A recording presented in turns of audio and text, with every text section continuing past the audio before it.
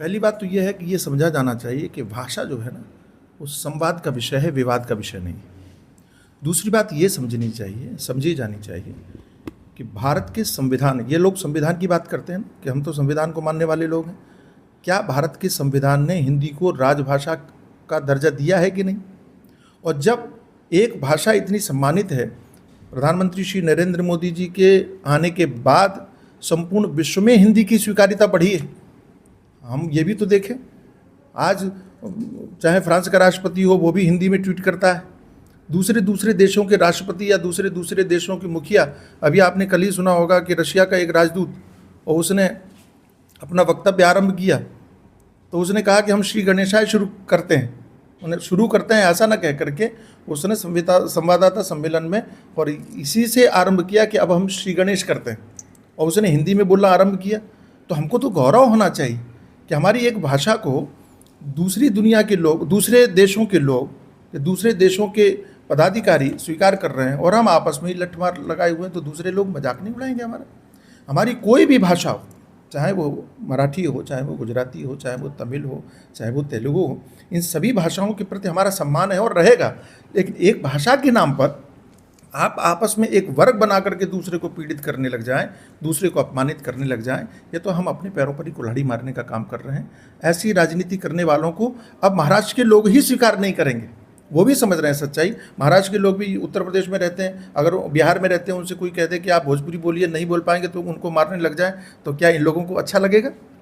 या कोई व्यक्ति जाकर के उड़ीसा में, महाराष्ट्र का व्यक्ति रहने लग जाए और वो उड़िया नहीं बोल पाए, वहाँ के लोग इनको मारने लग जाए, तो क्या अच्छा लगेगा? ये केवल और केवल छोटी सोच रखने वाले लोग, राजनीतिक लाभ लेने की आकांक्षा करने वाले लोग समस्याएं खड़ी करते हैं।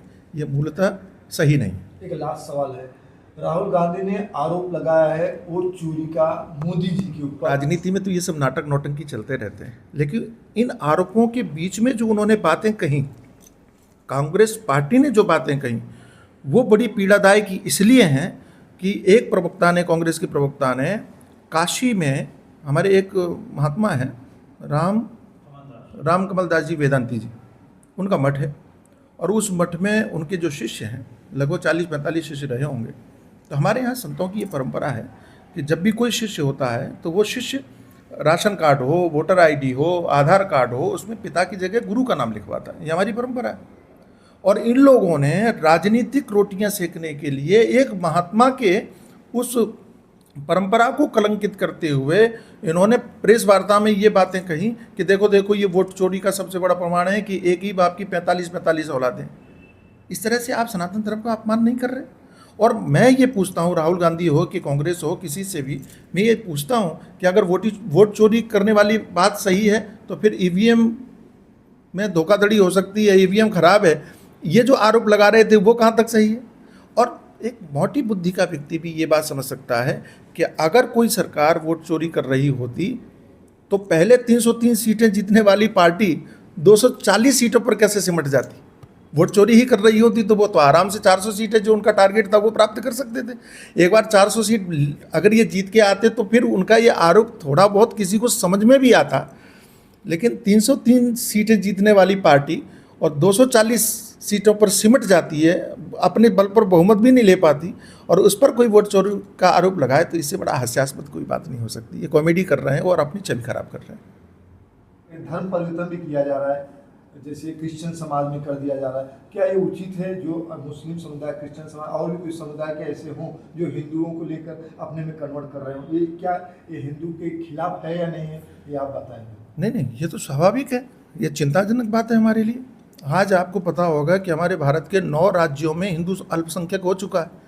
तो अल्पसंख्यक कैसे हो गया? ऐसा तो है नहीं कि कोई अपने मन से कोई धर्म परिवर्तन करने जाता है। तो कोई या तो लालच से धर्म परिवर्तन करवाता है या कोई डरा करके धर्म परिवर्तन करवा रहा है। और कश्मीर में तो ये बात देखने में आई ही थी कि वहाँ डरा करके कहा या तो आप हिंदू धर्म छोड़ो या फिर आप मर जाओ या फिर भाग जाओ। इस तरह की बातें देखने में आती हूँ, सब लोग जानते हैं। इन बातों को स्वीकार नहीं किया जा सकता। सनातनी हिंदू धर्म की चाहे लड़कियाँ हों, चाहे लड़के हों, चाहे कोई भी वर्ग हो, अगर कोई दूसरा धर्म वाला, दूसरा मजहब वाला, धर्म तो केवल सनातन धर्म को माना जाना चाहिए, दूसरे मजहब वाले के, दूसरे रिलीजन वाले अगर हमारी बहनों को, हमारे परंपरा के लोगों को और धर्म परिवर्तन करवाता है तो उसके विरुद्ध संत समाज को एकत्रित होकर के हिंदुओं को जागृत करने की आवश्यकता है। हम लोग बहुत प्रयास कर रहे हैं, आदिवासी क्षेत्रों में जा कर के प्रयास कर रहे हैं कि जहाँ लोगों को बता रहे हैं कि आपका मूल क्या है, मूल सनातन धर्म है, उसको आप लोगों के भ्रम में उलझ करके अपने धर्म को मत छोड़िए, लोगों के भ्रम में उलझ करके। और उन्होंने कभी जातिवाद के नाम पर, कभी छुआछूत के नाम पर, कभी अन्य, जैसे आपने कहा कि स्त्रियों पर अत्याचार होते हैं, इस तरह की बातें करके लोगों ने सनातन धर्म को बदनाम करने का कुचक्र चला है। मूलतः सनातन धर्म में न तो जातिवाद और छुआछूत की बातें हैं और न ही स्त्री के अपमान की बातें हैं। स्त्री का सम्मान जितना हमारे सनातन धर्म में, इतना कहीं नहीं है। ये बातें हमें समाज को बताने की आवश्यकता है, ऐसे वर्ग को गले लगाने की आवश्यकता है ताकि वो लव जिहाद या जो बातें आप देखते हैं धर्मांतरण में, दूसरे लोग सफल ना हो सके। महाराज जी, भाषाओं को लेकर कहीं न कहीं बहुत बड़ा